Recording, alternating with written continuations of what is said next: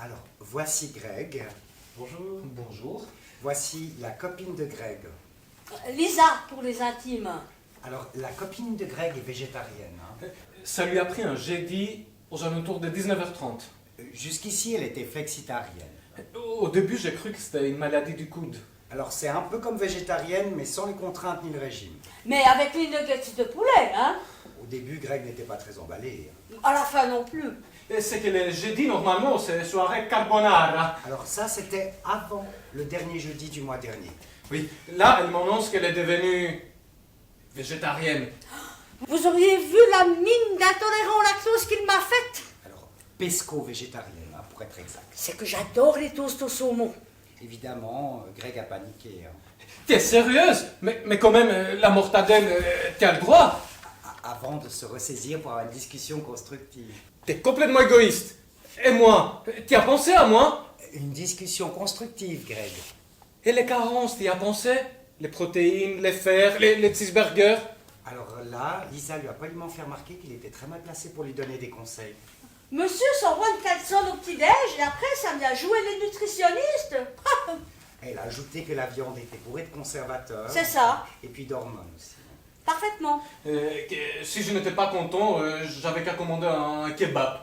Bon, bref, Greg a fini par bouder devant une assiette de pâtes. Au thon. Au thon. Au thon.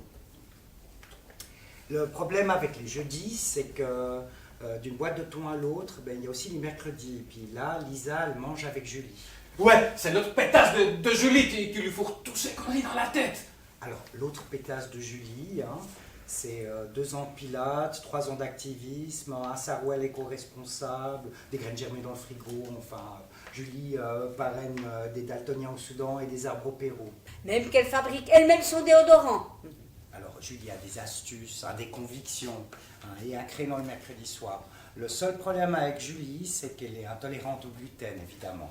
Oui, c'est contagieux ce truc-là. Bref, 2 mercredis sino-éthiopiens plus tard, Lisa se ramène avec un sac de quinoa. Ouais, elles sont loin les soirées carbonara. Alors, jeudi dernier, Greg a décidé de lui dire le fond de sa pensée. Ouais, Lisa, je veux te dire le fond de ma pensée. Il rassembla tout son courage et sa testostérone pour interrompre une Julienne de Topinambour. Écoute, Pupus, ça ne va pas les faire. On arrête les frais. Ce soir, je t'amène au McDo.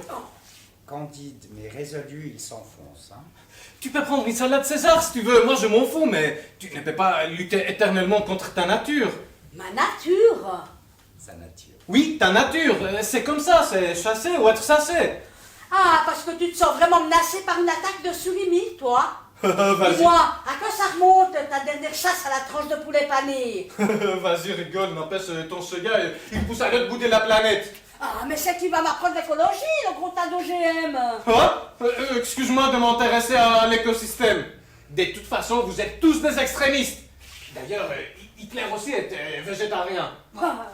Staline, il adorait le boudin. Eh merde, à la fin, ici c'est chez moi, et puis chez moi on mange du boudin. Ah ben t'auras qu'à demander à Staline de te faire la popote. Moi, je me tire. Vas-y, retourne chez ta mère.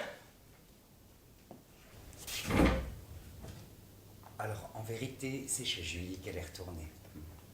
Non mais... Vous avez vu comment elle m'a parlé? Quand je pense qu'elle me quitte, on va passer semaine de mon anniversaire.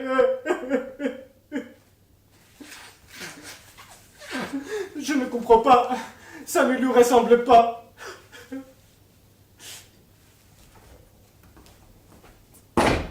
Finalement, je pense j'aurais préféré une maladie du coude. Alors, faut pas se faire de bile, elle va revenir. À mon avis, c'est juste une carence en potassium.